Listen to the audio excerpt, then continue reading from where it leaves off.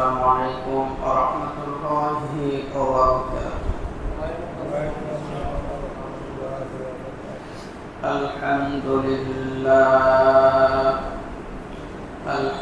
لله نحمده ونستعينه ونستغفره ونؤمن به ونتوكل عليه ونعوذ بالله من شرور أنفسنا ومن سيئات أعمالنا. من يهده الله فلا مضل له ومن يضلله فلا هادي له ونشهد أن لا إله إلا الله وحده لا شريك له ونشهد أن سيدنا وحبيبنا ومولانا محمدا عبده ورسوله الذي أرسله بالحق بشيرا ونذيرا وداعيا إلى الله بإذنه وسراجا منيرا. فقد قال الله تعالى في كلامه المجيد وفرقان الحميد: أعوذ بالله من الشيطان الرجيم. بسم الله الرحمن الرحيم. ولا تستوي الحسنة ولا السيئة ادفع بالتي هي أحسن فإذا الذي بينك وبينه عداوة كأنه ولي حميم. وقال النبي صلى الله عليه وسلم: المسلم من سلم المسلمون من لسانه ويده. وقال تعالى في شان رسوله: إن الله وملائكته يصلون على النبي يا أيها الذين آمنوا صلوا عليه وسلموا تسليما. اللهم صل على محمد وعلى آل محمد كما صليت على إبراهيم وعلى آل إبراهيم إنك حميد مجيد. اللهم بارك على محمد وعلى آل محمد كما باركت على إبراهيم وعلى آل إبراهيم إنك حميد مجيد. الحمد لله আল্লাহ সুবহানাহু ওয়া তাআলার দরবারে অসংখ্য অগণিত শুকর আদায় করছি যে মহান রব্বুল ইজ্জত ওয়াল জালাল আমাদেরকে শারীরিকভাবে সুস্থ থেকে দুনিয়ার সমস্ত ফিতনা ফাসাদ থেকে মুক্ত করে প্রতি সপ্তাহের ন্যায় এই সপ্তাহেও মসজিদে এসে জুমার সালাত আদায়ের জন্য বসা এবং কোরআন ও হাদিস থেকে কিছু কথা বলা ও শোনার তৌফিক যে মহান রব্বুল আলামিন আমাদেরকে দান করলেন, সেই মহান সত্তার দরবারে কালিমাতুশ শুকর আদায় করছি আলহামদুলিল্লাহ। সম্মানিত হাজিরিন, বাংলাদেশের প্রত্যেকটা মানুষকে আনন্দিত মনে হচ্ছে। দীর্ঘ 15-16টি বছর পরে এত হাসি। তো এই হাসির পিছনে মানুষের মুখে হাসি ফোটানোর পিছনে যাদের ঘাম ঝরেছে, রক্ত ঝরেছে, জীবন গেছে, তাদের জন্য আমরা দোয়া করি আল্লাহ রাব্বুল আলামিন যেন তাদেরকে কবুল করে নেন। যারা ইন্তেকাল করছেন তাদের জন্য আল্লাহ রাব্বুল আলামিন শাহাদাতের মর্যাদা দিয়ে দেন। এবং যারা জীবিত আছেন এদেরকে আল্লাহ রাব্বুল আলামিন যেন দ্বীনের জন্য, ইসলামের জন্য, জাতির জন্য কবুল করেন। যারা অসুস্থ আছেন আল্লাহ যেন তাদেরকে সুস্থতা দান করেন। তো সম্মানিত ভাইয়েরা, দীর্ঘ 15-16টি বছর মানুষের বাক স্বাধীনতাকে হনন করা হয়েছিল। ন্যায় কথা বলতে গেলে অনেকে নাই, গুম হয়ে যেত, ঠিক না? তো মানুষের জানমালের নিরাপত্তা ছিল না। বিভিন্ন জায়গায় টর্চার সেল বানানো হয়েছে। তো যা হোক, জুলুম করে মানুষ চিরস্থায়ীভাবে সফল হতে পারে না। আলেমদের কণ্ঠ মানে শ্বাস চেপে ধরা হয়েছিল। এর ভুক্তভোগী আমি নিজেও। আমার গত সপ্তাহেও আল্লাহর বিধান দিয়ে কথা বললেও জবাবদিহি করা লাগে। গত সপ্তাহেও সমস্যা হয়েছে। তো সময় দোহেরা দরকার নেই। আমাদের করণীয় বর্জনীয়। আজকের আলোচনার টপিক কি জানেন? আজকের আলোচনার টপিক হলো বাংলাদেশের বর্তমান পরিস্থিতি, মক্কা বিজয় আমাদের করণীয়। এখান থেকে আমরা শিক্ষা নিব। আল্লাহ রাসূল সাল্লাল্লাহু আলাইহি ওয়াসাল্লাম কিন্তু বিজয় লাভ করেছিলেন। ওই বিজয় লাভ করার পরে আল্লাহ রাসূল সাল্লাল্লাহু আলাইহি ওয়াসাল্লাম যেটা করেছিলেন, উম্মত হিসাবে আমাদের ওটা করতে হবে। ঠিক আছে? তো সম্মানিত ভাইয়েরা, যে কথা বলছিলাম, তো মানুষ একটা স্বস্তির নিঃশ্বাস পেয়েছে, ঠিক না? জুলুম, নির্যাতন, অত্যাচার, নিপীড়ন চালিয়ে মানুষ চিরস্থায়ীভাবে সফল হতে পারে না। আল্লাহ রাব্বুল আলামিন ছাড় দেন কিন্তু ছেড়ে দেন না। ওই যে বাচ্চারা ঘুড়ি ওড়ায়, দেখছেন? ঘুড়ি যখন সুতা ছাড়ে তখন উঠে কোন দিকে? উপরের দিকে উঠে। উঠতে উঠতে পুরা এরিয়াটাকেই ওর মনে করে, উঠতে থাকে। কিন্তু ঘুড়ির যে কন্ট্রোলার আছে, ড্রাইভার আছে, যে কন্ট্রোল করতেছে, তার হাতের মধ্যে কি আছে? কথা বলেন, কি আছে? কাঁটাই আছে। ওটা ধরে যখন টান দেয়, সন্ধ্যাবেলায় ঘুড়ির নামতে হয়, ঠিক না? অনুরূপ ভাবে লাটাই কার হাতে? আল্লাহর হাতে। কন্ট্রোল করতেছেন কে? আল্লাহ রাব্বুল আলামিন। আমি পূর্বেও বহুবার বলেছি যে পৃথিবীর ইতিহাস থেকে আমরা জানতে পেরেছি, কোরআন থেকে আমরা জানতে পেরেছি, হাদিস থেকে আমরা জানতে পেরেছি, জুলুম করে কেউ চূড়ান্ত পর্যায়ের সফলতা অর্জন করতে পারেনি, কেউ টিকে থাকতে পারেনি। এখানে আমাদের জন্য শিক্ষা আছে। আমাদের অবস্থাটা যেন এমন না হয় এক জালেম গেছে হাজার জালেম তৈরি হয়েছে, এমন যেন না। বড় পরিতাপের বিষয় কি জানেন? বাংলাদেশের আপনার টেলিভিশনের নিউজের দিকে তাকাইলাম, তাকিয়ে আমার নিজেরই লজ্জা লাগছে। একদিক দিয়ে আনন্দ পাইছি যে মানুষ জালেম শাসকের হাত থেকে আল্লাহ রাব্বুল আলামিন বাঙালি জাতিকে রক্ষা করেছেন। আরেক দিক দিয়ে লজ্জাবোধ হয় ওই সমস্ত মানুষের কারণে যারা নাকি এই সুযোগে লুটপাট করতে শুরু করেছে। লজ্জা হওয়া দরকার। আমাদের হুঁশ কবে ফিরে আসবে? এই যে হাত, এই হাতের হিসাব কিন্তু আল্লাহ রাব্বুল আলামিন নেবেন। এই যে চক্ষু, নিয়ামত ব্যবহার করতেছি, এই যে শ্রবণ শক্তি, কান, এগুলোর হিসাব কিন্তু আল্লাহর কাছে দিতে হবে। এই যে পা, কোথায় গেছে হেঁটে, এটার হিসাব আল্লাহর কাছে দিতে হবে। এই হাত কি জনগণের পিঠের উপরে পড়ছে, হিসাব দেওয়া লাগবে কার কাছে? আল্লাহর কাছে হিসাব দেওয়া লাগবে। এই হিসাব করে করে প্রত্যেকটা কদম আমাদেরকে ফেলতে হবে। বুঝতে পারছেন? আজকে আপনার পাওয়ার আছে, দুর্বলকে ধমক দিয়ে বসায় দিচ্ছেন, আছে না এমন দৃশ্য? গালি একটা মেরে দিচ্ছেন, আপনার কি আছে?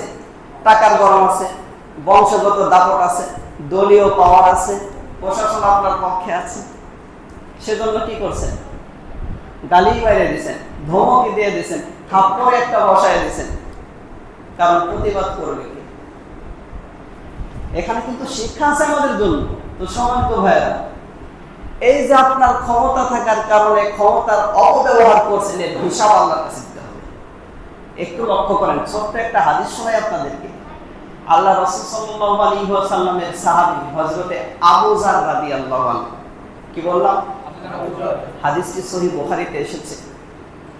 তো উনি এবং ওনার খাদেম একই চাদর পরিধান করা, একই সুতা দিয়ে বানানো চাদর। তো এক ব্যক্তি ওনাকে জিজ্ঞেস করলেন যে, ভাই আবু যার, আপনি এবং আপনার খাদেম গোলাম এবং মালিকের মাঝে নো ডিফারেন্স, কোনো ডিফারেন্স নাই, কোনো পার্থক্য নাই, কারণটা কি? আপনিও যেই পোশাক করছেন, যেই মানের, যেই কাপড়ের, আপনার গোলামও ঠিক সেম একই জিনিস করছে, কারণটা কি? কোনো ডিফারেন্স নাই। তখন আবু যার রাদিয়াল্লাহু আনহু বললেন, এর কারণটা কি জানো? একদিনের শিক্ষা, আল্লাহর রাসূলের একদিনের নসিহত আমার গোটা জীবন সংশোধনের জন্য যথেষ্ট হয়ে গেছে। সেই নসিহতটা কি ছিল? একদিন আমি আমার ভাই বেলালকে একটা গালি দিয়েছিলাম। কি দিয়েছিলাম? গালি। সেই গালিটা ছিল কালো মায়ের সন্তান বলেছিলাম। কি বলেছিলাম? আমাদের মতো সাহিত্যপূর্ণ ভাষায় গালি দেন নাই, আমরা যে ভাষা ব্যবহার করি কুত্তায় বমি করতে চাই। লজ্জা হওয়া দরকার। মুসলমান বলে পরিচয় দিয়ে ভাষা খারাপ করা লজ্জার বিষয়। কতটা নিচে নেমে গেছি আমরা। ওই শিক্ষা আমাকে নীতি নৈতিকতা, শিষ্টাচার, ভদ্রতা শিক্ষা দিতে পারলো না, মানুষের মতো মানুষ করে তুলতে পারলো না। লজ্জা হওয়ার দরকার। আল্লাহ আমাদের বুঝবার তৌফিক দান করেন। আবু যার রাদিয়াল্লাহু আনহু বললেন যে, আমি আমার এক ভাই বেলালকে কালো মায়ের সন্তান বলে গালি দিয়েছিলাম। অতঃপর আল্লাহ রাসূলের কাছে নালিশ গেল। কি গেল? নালিশ গেছে। রাসূলুল্লাহ সাল্লাল্লাহু আলাইহি ওয়াসাল্লাম বললেন, ইয়া আবু যার, ইন্নাকা আমরুন ফিকা জাহিলিয়া। বুখারীর হাদিস, যে হে আবু যার, মুসলমান তো হইছো, জাহিলি যুগের ভাব এখনো দূর করতে পারো নাই। ওই তারপরে আমি কি করলাম? মাটির উপরে টান টান হয়ে শুয়ে পড়লাম। কিসের উপরে? টান টান হয়ে শুয়ে পড়লাম। সব করে বললাম, ভাই বিলাল, তোকে আমি গালি দেওয়ার মাধ্যমে কষ্ট দিছি, তোর কলিজায় ব্যথা দিয়েছি, ভাই আমাকে তুই মাফ করে দে। তোকে যেই জবান দিয়ে গালি দিয়েছি, যেই বুকের ভিতরে অহংকারের কারণে তোকে গালি দিয়েছি, আমি টান টান হয়ে শুনছি। কত দরিত করা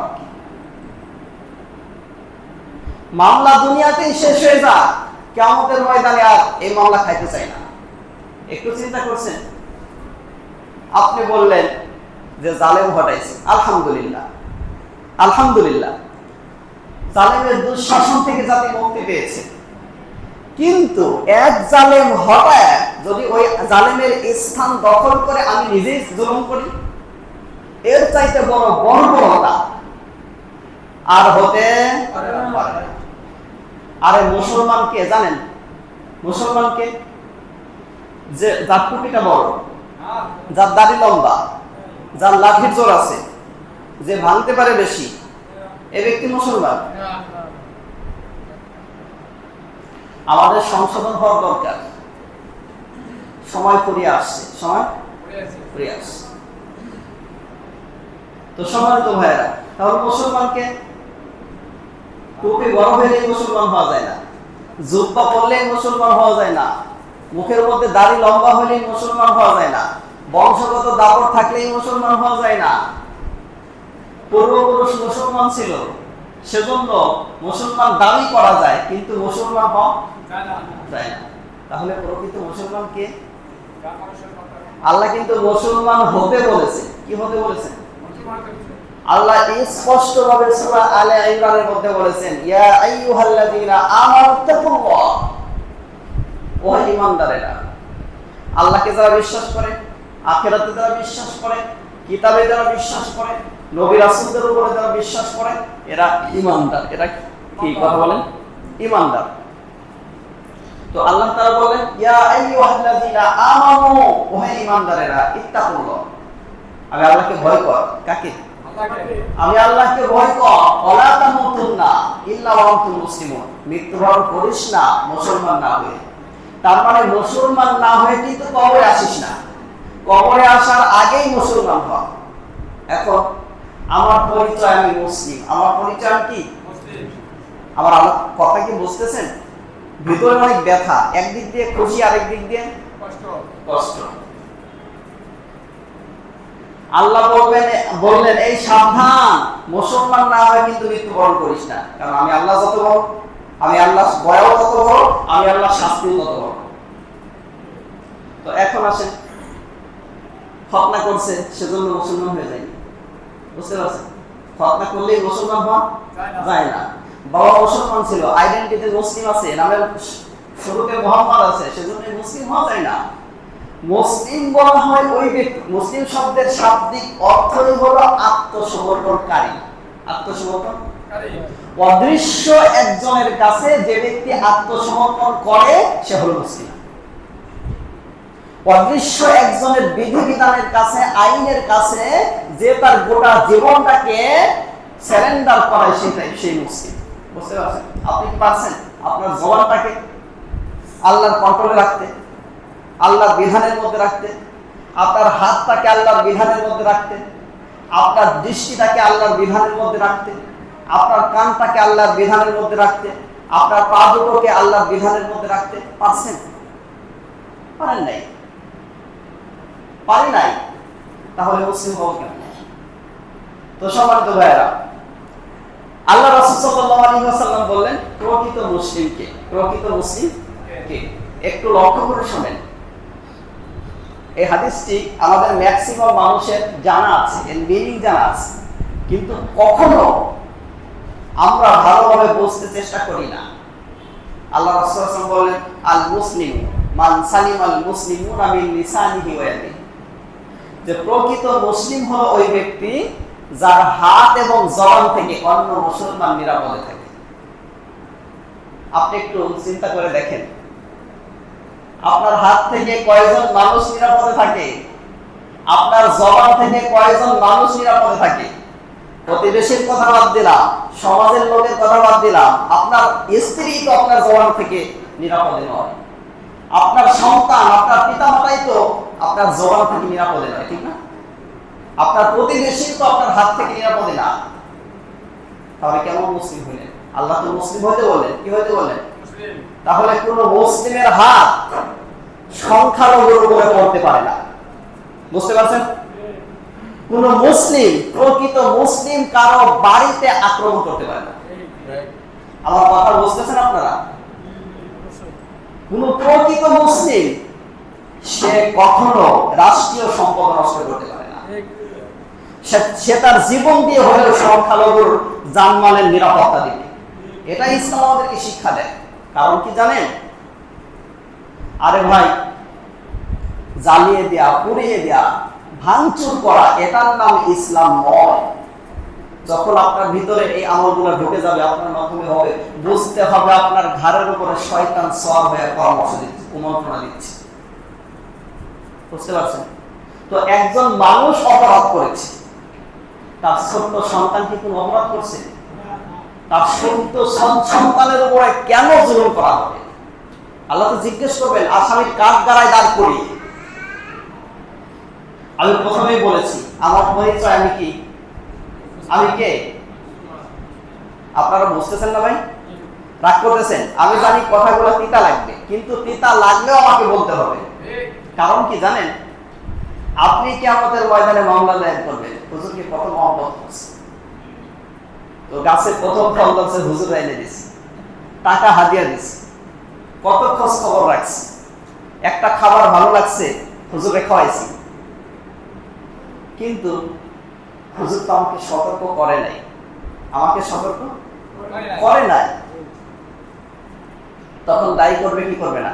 এই যে আমাদের প্রশাসনের ভাইদের ভিতর থেকে অনেকে নিম্ন পদস্থ কর্মকর্তা যারা ছিলেন, উপরের অর্ডার পায় নির্যাতন করেছিল জনগণের উপরে, এখন কাঁদতেছে আর বলতেছে ওদের বিচার হওয়ার দরকার। কাদের? কারণ ওদের অর্ডারে আমরা জনগণের উপর অত্যাচার করছি। ওরা যদি আমাদেরকে সঠিক পথে পরিচালিত করত, তাহলে আমার ফ্যামিলিও আজকে এই আতঙ্কের মধ্যে থাকতো না, তারা জানমালের নিরাপত্তাহীনতায় ভুগতো না।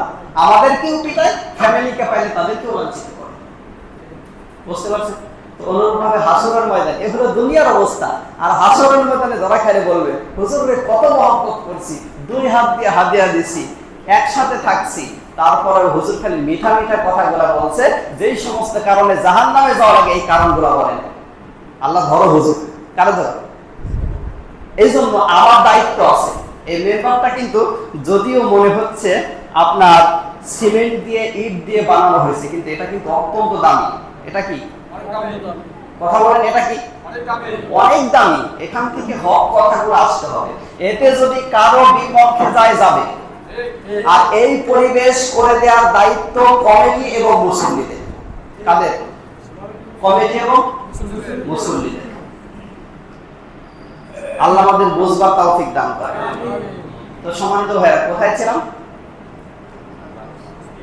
জি, ও ভাঙচুর। কোন মুসলিম কখনো ভাঙচুর করতে পারে না। আর এই যে দেখেন না, বাংলাদেশের দিকে তাকান, আলহামদুলিল্লাহ ওদের জন্য হৃদয় থেকে দোয়া আসছে। স্কুল কলেজ মাদ্রাসা ইউনিভার্সিটিতে পড়া ছাত্ররা এরা কিসের কাজ করতেছে? রাস্তা ক্লিন করতেছে, ট্রাফিকের দায়িত্ব পালন করতেছে। চিন্তা করছেন? তো সম্মানিত ভাইয়েরা, ওদেরকে আল্লাহ রাব্বুল আলামিন যেন দুনিয়া আখিরাত উভয় জগতের কল্যাণ দান করেন। আর মুমিনের হৃদয়টা তো প্রশস্ত হবে। একটু আগে নয় দিগন্ত নিউজ দেখছিলাম ওই রুমে বসে বসে। তো আপনারা একজন নন্দিত আলেম, ওনার নাম জানেন, শায়েখ আহমদুল্লাহ, জানেন না? ওনাকে চিনে না এমন মানুষ খুব কম। উনি কিন্তু, আমরা বয়ান করি বিভিন্ন জায়গায়, মাহফিলে যাই, তো আমরা গিয়ে কিন্তু ওয়াজের ভিতরে একটু টান দেই, সুর দিই, ঠিক না? উনি কাটা কাটা কথা বলেন। তারপরেও দেখেন কবুলিয়াতের একটা ব্যাপার আছে, ঠিক না? আমরা আশা করি আল্লাহ রাব্বুল আলামিন ওনাকে কবুল করে নিয়েছেন। তো দেখেন ওনাকে আজকে যে ক্ষমতা পাওয়ার জন্য এত কিছু, অনেকের কিন্তু ক্ষমতার লোভ আছে। কিসের লোভ? ক্ষমতার লোভ আছে। আমি অবাক হয়ে গেলাম যে শায়েখ আহমদুল্লাহ, ওনাকে আপনার স্বয়ং সমন্বয়ক ওনারা প্রস্তাব দিয়েছিলেন যে আলেমদের ভিতর থেকে যে আপনার অন্তর্বর্তীকালীন সরকার গঠন করা হবে, আলেমদের ভিতর থেকে আমরা আপনাকে সিলেক্ট করেছি। নয়াদিকে তো নিউজ দেখবেন আজকে করেছি, আপনাকে সিলেক্ট করেছি। হুজুর আপনাকে ওখানে যেতে হবে, আপনাকে আমরা মহব্বত করি, বাংলাদেশের মানুষ আপনাকে ভালোবাসে। কিন্তু উনি কি বলেছেন জানেন? উনি বলেছেন আপনারা যে আমাকে প্রস্তাব দিয়েছেন, আলহামদুলিল্লাহ, আপনাদের প্রতি আমি কৃতজ্ঞ, কিন্তু আমি ওখানে যাব না। আমার আর এক দিনই ভাই আছেন, উনিও আলেম, উনি ভালো আলেম, তো ওনাকে আমি আরো যোগ্য মনে করতেছি, সেজন্য আপনাদের উপর আমি সন্তুষ্ট। আমি ওনার ফোন নাম্বারটা আপনাদেরকে দেই, ওনার সাথে যোগাযোগ করে ওনাকে সংসদে নেন। এই ধরনের মন মানসিকতা কোরআন সুন্নাহ আমাদেরকে তৈরি করে দেয়। এই শিক্ষা, নীতি, নৈতিকতা, শিষ্টাচার, উদারতা ইসলাম আমাদেরকে শিক্ষা দেয়। ইসলামের বাহিরে এর শিক্ষা কোথাও দেখা যায় না। ইসলামের শিক্ষা কি? এক জিহাদের ময়দানে যুদ্ধ চলছে, কিছু অনেক মুজাহিদ আহত হয়েছে, মৃত্যু সজ্জায় তারা শায়িত, ছটফট করতেছে, ওঠার মতো শক্তি নাই। তো পিপাসার্থ, অনেকে মৃত্যুর আগ দিয়ে কি চায়? পানি চায় অনেকে। তো পিপাসার্থ মানুষ, তো পানি করতেছে, দেখা গেল পানি আনা হয়েছে, পাশে 2-3 জন মৃত্যু সজ্জায় এমন করতেছে, কাতরাচ্ছে। তো একজনের কাছে পানি আনা হয়েছে, বলতেছে ভাই পানি পান করেন। উনি বলতেছেন আমার পাশের ভাইকে দাও। কাকে? পাশের ভাইকে দাও। আবার তার কাছে নেওয়া হয়েছে, বলতেছে ভাই আমার পাশের ভাইকে দেন। সে তো পিপাসার্থ। আরে ইসলাম আমাদেরকে এই উদারতার শিক্ষা দেয়, ত্যাগের শিক্ষা দেয়। কিসের শিক্ষা? ইসলাম আমাদেরকে ভোগের শিক্ষা দেয় না। ইসলাম আমাদেরকে শিক্ষা দেয় যে রক্ত দিয়ে হলেও জনকল্যাণে কাজ করতে হবে, মানব সেবা করতে হবে। কিসের সেবা? মানব সেবা করতে হবে, মাতৃভূমিকে রক্ষা করতে হবে। ইসলাম আমাদেরকে ভাঙচুরের শিক্ষা দেয় না। আর ভাঙচুরের সাথে, জ্বালানো পোড়ানোর সাথে ইসলামের কোনো সম্পর্ক নাই। যে কথা বলছিলাম, এক হিন্দু সংখ্যালঘু, আমাদের বাংলাদেশের এত সংখ্যালঘু, তো গতকালকে আমাকে বলতেছে ভাই দুশ্চিন্তার মধ্যে আছে। কিসের মধ্যে? কি জানি কি হয়। আমি বললাম কোনো ভয় নেই, আমাকে সর্বপ্রথম ফোনটা আমাকে দিন, আমি জীবন দিয়ে হলেও চেষ্টা করবো আপনাদের পাশে গিয়ে দাঁড়ানোর জন্য। এতে যদি কোনো মুসলিম বিপক্ষে যায় যাবে, আর আমি আশা করি কোন মুসলিম, প্রকৃত মুসলিম বিপক্ষে যেতে পারে না, কারণ ইসলাম আমাদেরকে শিক্ষা দেয়নি, ভাঙ্গাচোরার শিক্ষা ইসলাম আমাদেরকে দেয়নি। দেখেন আল্লাহ রাসূল সাল্লাল্লাহু আলাইহি ওয়াসাল্লামের হাদিস আমরা শুনি, রাসূলুল্লাহ সাল্লাল্লাহু আলাইহি ওয়াসাল্লাম বলতেছেন, কোন মুসলিম শাসিত এলাকায় যদি কোন সংখ্যালঘু নির্যাতিত হয়, কি হয়? হাদিসের শাব্দিক অনুবাদ, ফাআনা হাজিজুহু ইয়াওমাল কিয়ামা, আমি নবী নিজে বাদী হয়ে আমার ওই উম্মতের বিপক্ষে কিয়ামতের ময়দানে মামলা দায়ের করব। কথা বুঝেন নাই? রাসূলুল্লাহ সাল্লাল্লাহু আলাইহি ওয়াসাল্লাম বলতেছেন, কোন মুসলিম শাসিত এলাকায় যদি কোন সংখ্যালঘুর উপরে নির্যাতন চলে, আমার যে উম্মত নির্যাতন করেছে তার বিপক্ষে আমি রাসূল নিজে মামলা দায়ের করব কিয়ামতের ময়দানে। তাহলে অমুসলিমদের জানমালের নিরাপত্তা দেওয়ার দায়িত্ব কার? আমাদের। খবরদার, এই হাত কিন্তু সেদিন বলে দেবে, এই হাত সেদিন। আর আমি আশা করি কোন মুসলিম প্রকৃত আল্লাহর ভয় যার ভিতরে আছে সে কোনোদিন এই কর্মকাণ্ডে লিপ্ত হতে পারে না। আল্লাহ আমাদের বুঝবার তৌফিক দান করেন। তো সম্মানিত ভাইরা, এখন আসেন এখন আপনি প্রশ্ন করতে পারেন, তাহলে সারা জীবন একজন অত্যাচার করছে, জ্বালাইছে, তাহলে কি তার শাস্তি হবে না? তার শাস্তির ব্যবস্থা আছে কি নাই? ইসলামে আছে না? সংবিধানে আছে। তাহলে আপনি কেন দিতে যাবেন? আপনাকে কে বলেছে? আর অপরাধ করেছে বন্টু মিয়া, আপনি শাস্তি দিবেন তার সন্তানকে, এই বর্বরতা ইসলাম সমর্থন করে না। আল্লাহ কোরআনে হাকিমের মধ্যে বলেছে, ওয়ালা তাজিরু ওয়াজিরাতু বিজরা উখরা, একজনের পাপের বোঝা আরেকজন বহন করবে না। এই সিস্টেম যারা অবলম্বন করে ওরা জাহিলি যুগের আবু জেহেলদেরকে ফলো করে। আবু জেহেলদের অভ্যাস ছিল এটা, একজনের সাথে লাগছে, ও বাড়িতে নাই, ধর ওর বাড়ি ভাঙচুর কর, ওর স্ত্রীকে ধর, ওর সন্তানকে ধর, বন্দী কর। এই সিস্টেম ইসলাম আমাদেরকে শিক্ষা দেয় না। প্রকৃত অপরাধীদের শাস্তি হবে কার? আর শাস্তি দেওয়ার জন্য সংবিধান আছে, আইন আছে। কি আছে? আইন আছে। আল্লাহ আমাদের বুঝবার তৌফিক দান করেন। তো সম্মানিত ভাইরা, আল্লাহ রাসূল সাল্লাল্লাহু আলাইহি ওয়াসাল্লাম, আমরা যে কথা বলছিলাম, তাহলে এই যে খারাপের মোকাবেলা আপনি কি দিয়ে করবেন এটা বলেই ওটা শেষ করে দিচ্ছি। খারাপের মোকাবেলা করবেন কি দিয়ে? খারাপ দিয়ে। এক রাস্তা দিয়ে হেঁটে যাচ্ছেন, কুকুর আপনাকে কামড় দিয়েছে পায়ের মধ্যে, আপনি গিয়ে কুকুরের লেজের উপরে কামড় বসাই দেবেন? হ্যাঁ? কুকুর দাঁত বসাইছে 5টা, আপনি বসাবেন 10টা। এটা কি জ্ঞানী মানুষের পরিচয়? মানুষেরই তো পরিচয় না এটা, ঠিক না? ইসলাম আমাদেরকে কি শিক্ষা দেয় দেখেন। আল্লাহ রাব্বুল আলামিন সূরা হামিম সূরা 34 নম্বর আয়াত, কত নাম্বার? 34 নম্বর আয়াত। আল্লাহ রাব্বুল আলামিন বলেন, ওয়ালা তাস্তাউিল হাসানাতু ওয়ালাস সাইয়্যা ইদফা বিল্লাতী হিয়া আহসানু ফাইযাল্লাযী বাইনাকা ওয়া বাইনাহু আদাওয়াতুন কাআন্নাহু ওয়ালিয়্যুন হামীম। আল্লাহ তাআলা বলেন, ভালো আর মন্দ দুই জিনিস, এক জিনিস না, ডিফারেন্স আছে।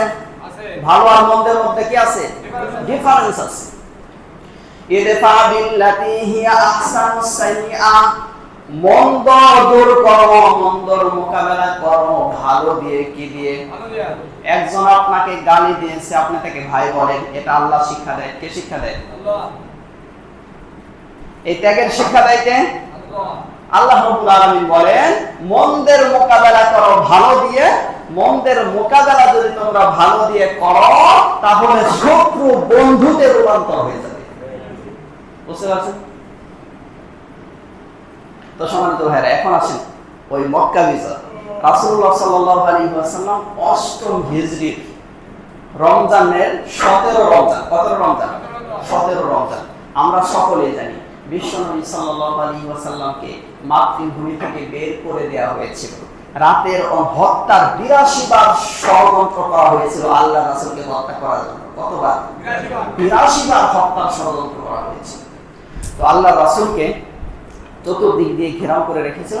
রাতের অন্ধকারে জনসম্মুখে না, আল্লাহ রাসূল সাল্লাল্লাহু আলাইহি ওয়াসাল্লাম পালিয়ে হিজরত করে তিনি মাতৃভূমি ত্যাগ করেছিলেন।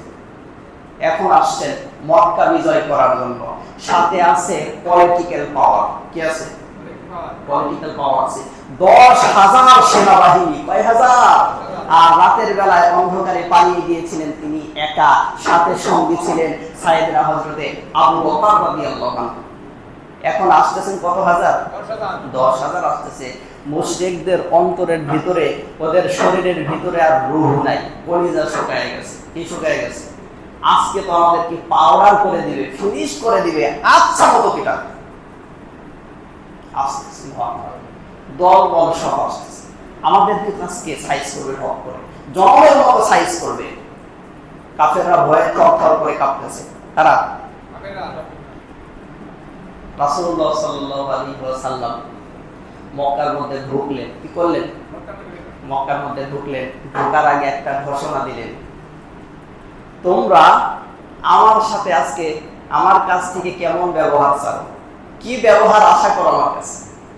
ওদের কলিজার ভিতরে কি আর পানি আছে? ভিতরে কি রূহ আছে? থরথর করে কাঁপতেছে।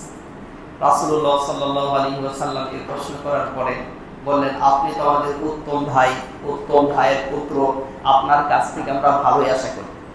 জবাব দিচ্ছে কারা? কাফেররা। রাসূলুল্লাহ সাল্লাল্লাহু আলাইহি ওয়াসাল্লাম বললেন, তাহলে তোমরা শুনো। সূরা ইউসুফের আয়াত বিশ্বনবী সাল্লাল্লাহু আলাইহি ওয়াসাল্লাম তেলাওয়াত করলেন, লা তাসরিবা আলাইকুমুল ইয়াউম, আজকে তোমাদের বিরুদ্ধে কোনো অভিযোগ আমার কাছে নাই। সাইয়েদনা আমার ভাই ইউসুফ আলাইহিস সালাতু ওয়াস সালাম তার 11 ভাইকে যেমনি ভাবে ক্ষমা করে দিয়েছিলেন, আমি নবীও ঠিক এমনটাই তোমাদের সাথে আজকে করছি। দেখুন উদারতার শিক্ষা। বিশ্বনবী সাল্লাল্লাহু আলাইহি ওয়াসাল্লাম সাধারণ ক্ষমা ঘোষণা করে দিলেন। কি করলেন? সাধারণ ক্ষমা ঘোষণা করে দিলেন। তবে হ্যাঁ, 9 ব্যক্তির ব্যাপারে বলেছিলেন। কয় ব্যক্তি? 9 ব্যক্তির ব্যাপারে বলেছিলেন, এদেরকে যেই অবস্থায় পাবা, যেখানে পাবা সেখানেই পিটায় হত্যা করবা। সেখানে এরা যদি কাবার গিলাফ ধরেও থাকে, সেই অবস্থায় তাদেরকে হত্যা করতে হবে। কি করতে হবে? এই ওখানে দেখো তো সম্মানিত ভাইরা। আর সাধারণ যে অপরাধীরা আছে, এদেরকে সাধারণ ক্ষমা ঘোষণা করেছিলেন। সাধারণ ক্ষমা ঘোষণা করেছিলেন। আজকে ইতিহাস ঘেটে আর রাহিকুল মাহতুমের মধ্যে দেখতেছিলাম, এর মধ্যে 4 জন ব্যক্তিকে হত্যা করা হয়েছিল। আর বাকি কয়জন এসে ওরা ইসলাম গ্রহণ করেছিল। 9 জনের ব্যাপারে আল্লাহ রাসূল সাল্লাল্লাহু আলাইহি ওয়াসাল্লাম হত্যার নির্দেশ দিয়েছিলেন। আমরা সকলে জানি যে হারামের মধ্যে, কাবার এরিয়ার মধ্যে কোন একটা প্রাণী হত্যা করা, মানুষ তো দূরের কথা, প্রাণী হত্যা করা নিষিদ্ধ, জানেন। তবে হ্যাঁ, একদিনের জন্য। কয়দিনের জন্য? একদিনের জন্য, ফজর থেকে নিয়ে আসর পর্যন্ত শুধুমাত্র বিশ্ব নবীর জন্য আল্লাহ রাব্বুল আলামিন রক্ত হালাল করেছিলেন ওই একটা দিনের জন্য।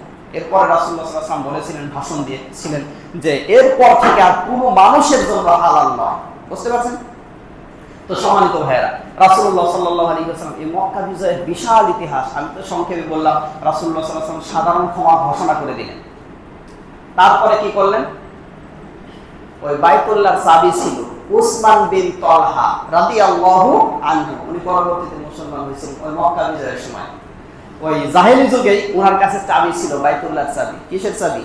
বাইতুল্লাহর চাবি। বাইতুল্লাহর চাবি বহন করার মধ্যে আপনার কল্যাণ আছে কি নাই? মসজিদের খেদমত করার মধ্যে কি আছে? কল্যাণ আছে। আল্লাহর ঘর, কার ঘর? আল্লাহর ঘরের খেদমত করা, খাদেম হওয়া, এর চাইতে উত্তম খাদেম আর দুনিয়াতে কেউ হতে পারে না। তো সম্মানিত ভাইরা, উসমান বিন তালহা ওনার কাছে বাইতুল্লাহর চাবি ছিল। একদিন বিশ্বনবী সাল্লাল্লাহু আলাইহি ওয়াসাল্লাম যখন মক্কি জীবনে ছিলেন, মক্কার মধ্যে ঢুকবেন, আর চতুর্দিক থেকে বিশ্বনবী সাল্লাল্লাহু আলাইহি ওয়াসাল্লামের উপরে নির্যাতনের স্টিম রোলার চালানো হচ্ছিল। ওই নির্যাতিত অবস্থায় আল্লাহর রাসূল একদিন বাইতুল্লাহর মধ্যে প্রবেশ করবেন। উসমান বিন তালহা বলতেছে, পাওয়ার আছে, কাফেরদের সাথে কানেকশন, নিজেও তো কুফরি হালাতে ছিলেন। তো বলতেছেন, মুহাম্মদ তোমার জন্য আজকে বাইতুল্লাহে ঢোকা নিষিদ্ধ। অর্ডার আসছে উপর থেকে। কোন জায়গা থেকে? উপর থেকে অর্ডার আছে, সেজন্য তোমাকে ভিতরে ঢুকতে দেয়া যাবে না। এই কিছুদিন পূর্বে যে সিচুয়েশন বাঙালি জাতির ছিল, অর্ডার কোন জায়গা? উপরের অর্ডার। তখন বিশ্বনবী সাল্লাল্লাহু আলাইহি ওয়াসাল্লাম বলছিলেন, আমাকে ঢুকতে দিবা না? কি অপরাধ করেছি আমি? এই অপরাধ বুঝি না, তোমাকে ঢুকতে দেওয়া যাবে না। ঠিক আছে, তখন রাসূলুল্লাহ সাল্লাল্লাহু আলাইহি ওয়াসাল্লাম বলেছিলেন, ইনশাআল্লাহ অচিরেই এই বাইতুল্লাহর চাবিকাঠি আমি মুহাম্মাদের হাতের মধ্যে আসবে। আল্লাহ মক্কা বিজয়ের দিন কি করলেন? দিয়ে দিলেন। রাসূলুল্লাহ সাল্লাল্লাহু আলাইহি ওয়াসাল্লাম বললেন, এই ওসমান বিন তালহা কোথায়? খোঁজো। ওসমান বিন তালহা আসছেন, আসার পরে বলেন, এই নেন বাইতুল্লাহর চাবি। কিসের চাবি? রাসূলুল্লাহ সাল্লাল্লাহু আলাইহি ওয়াসাল্লাম একটু মুস্কি হেসে বললেন, ওসমান, আমি তো বলেছিলাম অচিরেই আমার হাতের মধ্যে বাইতুল্লাহর চাবি আসবে, এসেছে? ওসমান বিন তালহা এবার মাথা নত করে বললেন, হ্যাঁ এসেছে। রাসূলুল্লাহ সাল্লাল্লাহু আলাইহি ওয়াসাল্লাম সর্বশেষ তার হাতে চাবিটা দিয়ে বললেন, যেহেতু জাহিলি যুগেও তুমি এটা রক্ষণাবেক্ষণ করেছো, এই চাবি তোমার হাতে ছিল, আমি মুহাম্মদ আরো শক্ত করে চাবিটা তোমাকে ধরতে বললাম। কোন জালেম ছাড়া এই চাবি তোমার কাছ থেকে কেউ গ্রহণ করবে না। তো সম্মানিত ভাইরা, ওই ব্যক্তি এই দৃশ্য দেখে, আল্লাহর রাসূলের এই আচরণ দেখে বললেন, আল্লাহর কসম, আপনি দুনিয়ার সাধারণ কোন মানুষ না, আপনি নিশ্চয় আল্লাহর রাসূল। আমি কালিমা পড়ে মুসলমান হই। এমন আখলাক ইসলাম আমাদেরকে শিক্ষা দেয়। মক্কা বিজয় আমাদেরকে কি শিক্ষা দেয়? এই বর্তমান পরিস্থিতিতে আমাদের করণীয় বের হয়ে আসছে না? মক্কা বিজয় থেকে বের হয়ে আসছে। তাহলে মন্দের মোকাবেলা কি দিয়ে করবেন? এই হাতের হিসাব, এই জবানের হিসাব, বলতেছি কথা শুনেন, এই হাতের হিসাব, জবানের হিসাব আল্লাহর কাছে। প্রত্যেকটা কাজ হাত কি করেছে, পা কি করেছে, এই জবান দিয়ে কি বের হয়েছে, হিসাব দিতে হবে। সেজন্য আল্লাহ রাব্বুল আলামিন আমাদের সকলকে আলোচিত বিষয় থেকে শিক্ষা নিয়ে আমল করবার তৌফিক দান করেন। যারা সালাত